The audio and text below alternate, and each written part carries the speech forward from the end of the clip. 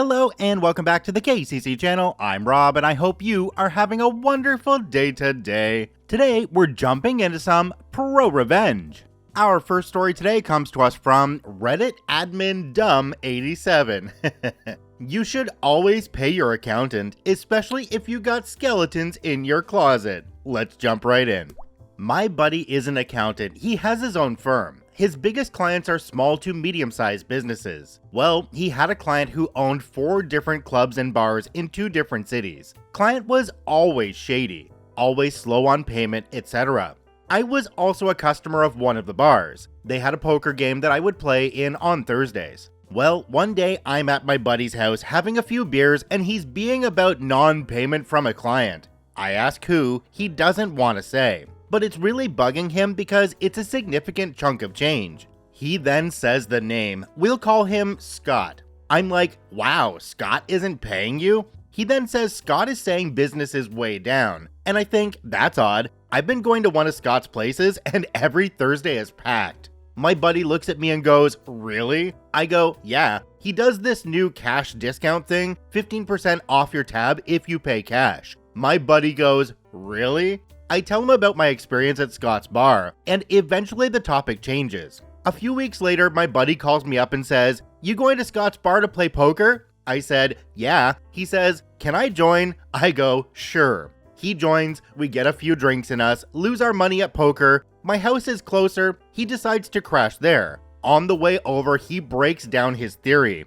He thinks Scott is vastly underreporting his revenue. The reason why he suspects Scott is offering cash discount is because cash is easier to hide. He says he's going to do a deep dive on Scott's finances.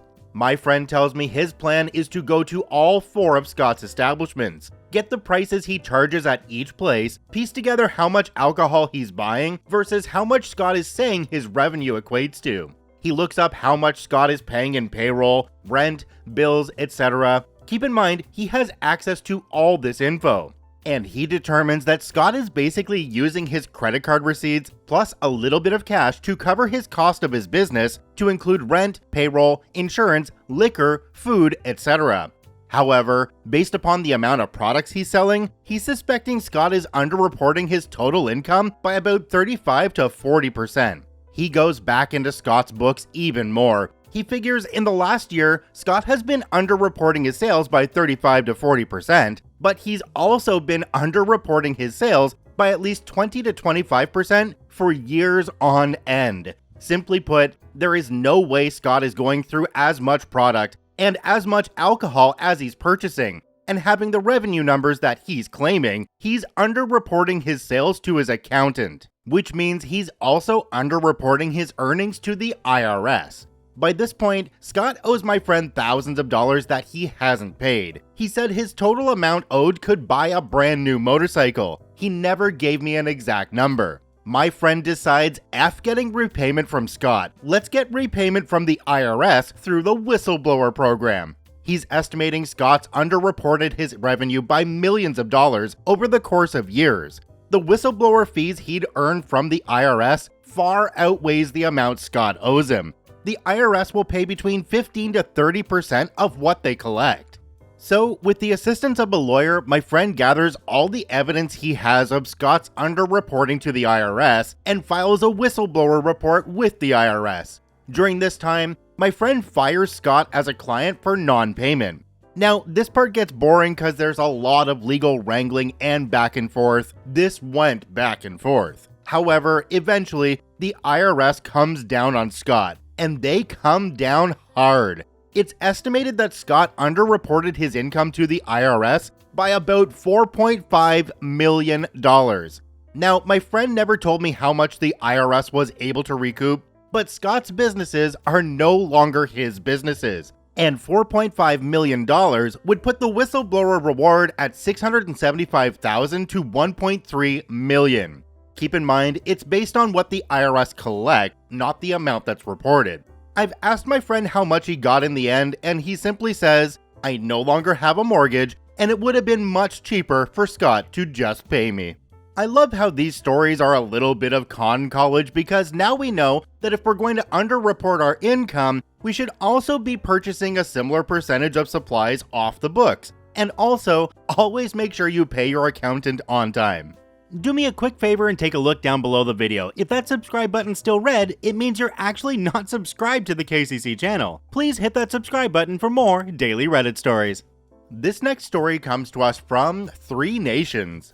Landscaping owner rips my friend off of $400. So my friend makes him incur $15,000 in expenses. Let's jump right in.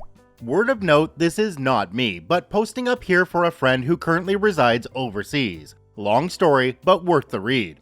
A while back, my friend was selling some stuff online, and among the items was a water heater. You know, the ones you see in every community hall or church kitchen. It was in working condition. He threw it up online for $150 and got an email from a person who runs a landscaping business saying he'll give him $100 cash today.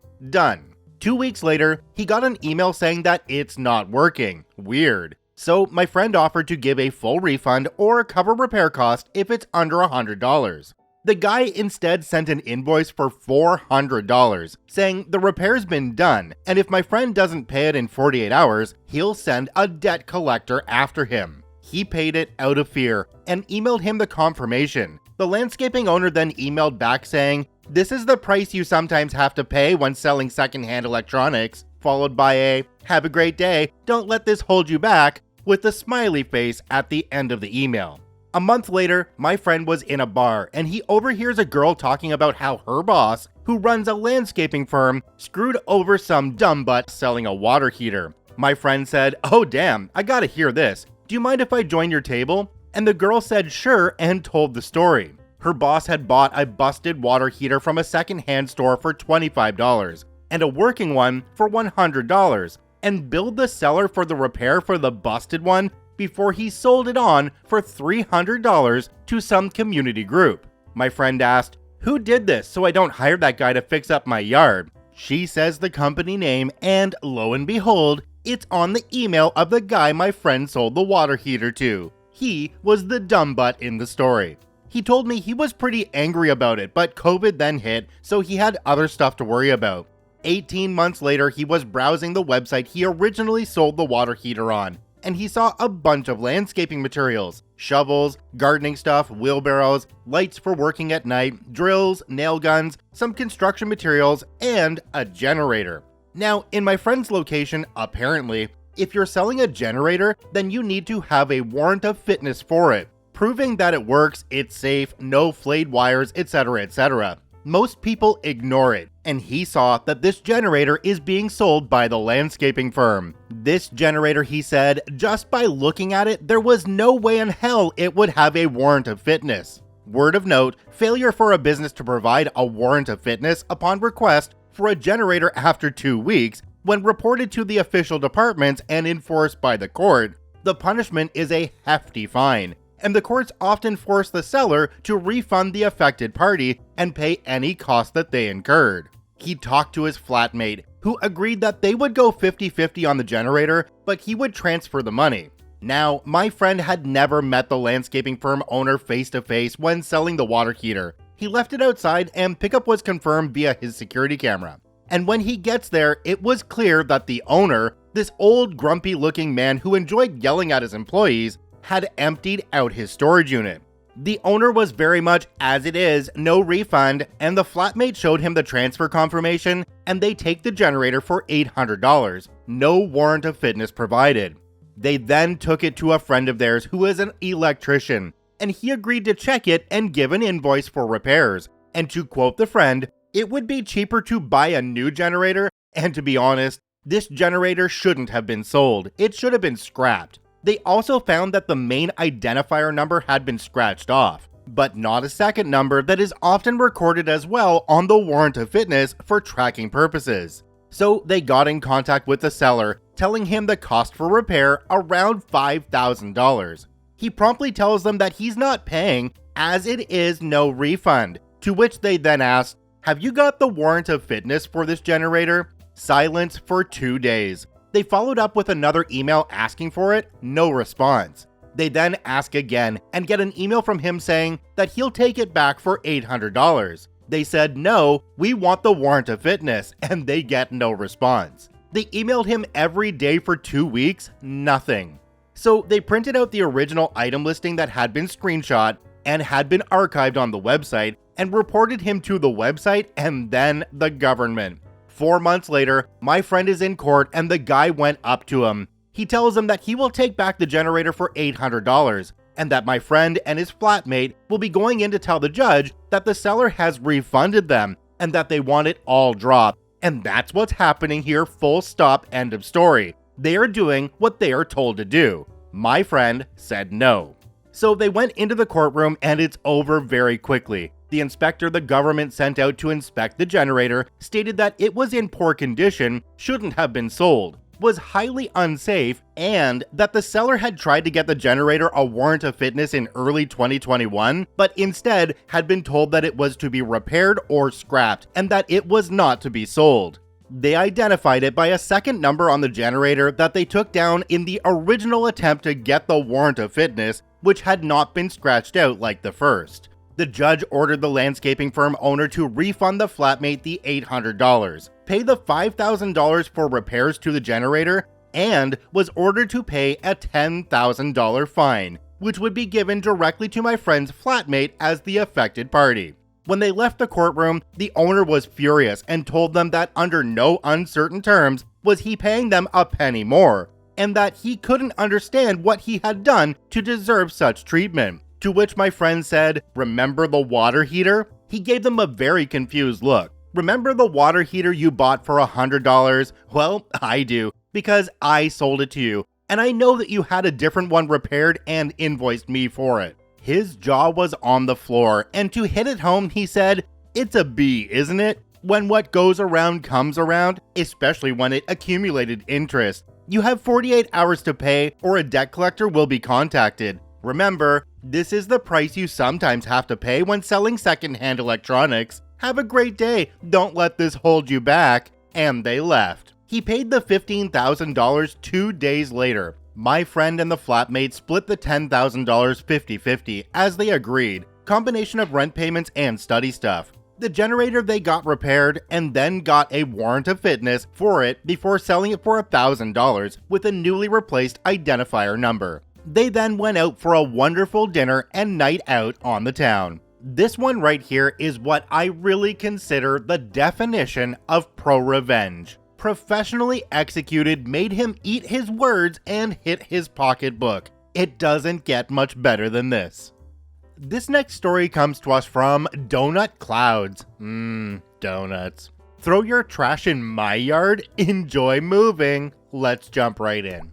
My now ex-neighbor was pretty trashy. Car sitting on blocks in the yard, cigarette hanging out of her mouth while she's 9 months pregnant, blasting Kid Rock tunes level trashy. Well, this lady decided that paying $1 per trash bag was just too much. Our township will only pick up your trash if it's in one of those approved purple bags though, so normal trash bags will just be left behind. The trash truck drives right past them. Her solution? Buy normal trash bags at the dollar store and have her 8-year-old child toss them over the fence into my yard. Now their trash is my problem. After confronting her, she just laughed. So I called the cops. They said that since the kid was so young and there was no proof his parents told him to do it, there was nothing they could do. So this went on for about 4 months. Me taking the bags of trash they toss into my yard, wrapping them in purple bags that I paid out of pocket for, and putting them out to the curb. Pretty effing annoying. Not to mention the extra $3 or so a week I'm spending on trash bags.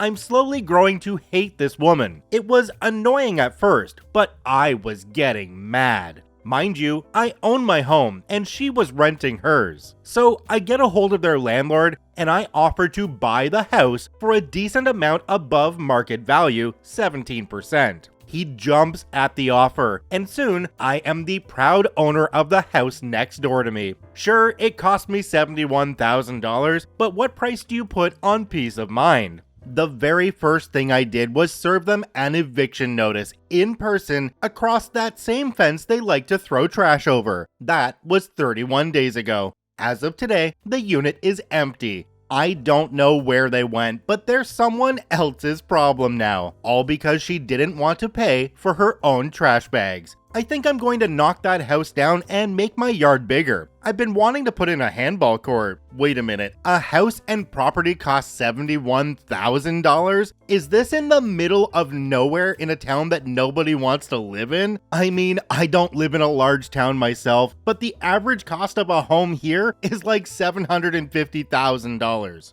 Check out all 3 OPs linked in the description down below. I thank you for watching. I hope you have a wonderful day, and we'll see you tomorrow.